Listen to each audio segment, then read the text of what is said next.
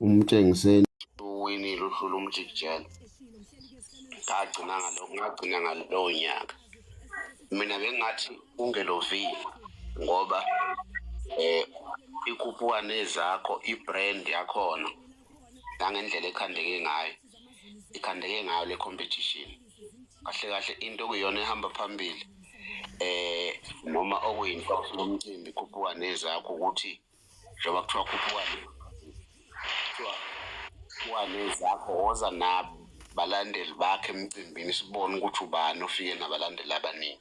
Inhloko yomcimbi leyo bengathi mina ungelovi akabuyele kuleya ndlela yakudala ayenza ngayo, ngoba le yokuthi kubo yena ozokhipha ama-result izogcina imbulalela umcimbi.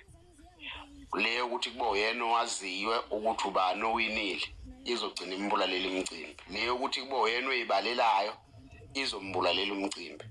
Akaqhubeke ngaleya ndlela yakudala ukuthi umuntu othenga ithikithi okungcono ebe nento ayithi umuntu mangabe kuwukuthi bawu4 baba kwi-competition noma bawu6, ubani uno-A uno-B uno-C. Ethikithini lakho uma ungena esangweni, uma ungabe ufuna ukuvotela uthosa lekhansela, ubhala u-B uliphonse eboxini. Lapha esangweni enze njengoba yenza kuqaleni, kube yibona abalandeli abayigadelayo ibhokisi, kube yibona futhi abalandeli abayibalelayo yena engangeni. Yabo, ngoba vele ithikithi bazolithenga ekugcineni. Umuntu akathatha ithikithi ebhale ithikithi noma igama-ke leqhawe lakhe ebese kuthathwa lawo mathikithi wonke ehambe yobalwa, abalwa yibona abalandeli njengoba kusuke kuvotwa nje okhethweni, beyibalele behlangene, kube yibona futhi abazomemezela umuntu owinile njengoba wayenza ekuqaleni. Ngoba ngampela uzombulalela umcimbi yena yedwa ozoqhamuka esazi ukuthi kwenzakaleni noma kubalwe kanjani. Bengasho kanjalo mina ngithi akayibuyisele nje kule nto kuleya ndlela yakudala. Engicabanga ukuthi abalandeli babe ngenankinga naye.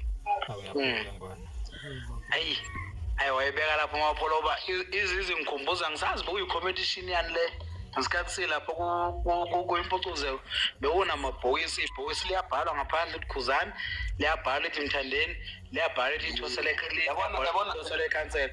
Uma ufike kukhona iy'nduna zakwamthandeni, kukhona iy'nduna lapho. Thina sike sayenza kumbuso wamaciko, ngicabanga ukuba kuyi-event ya-MTN lapho khona ubahubhe uKhuzani wawina khona.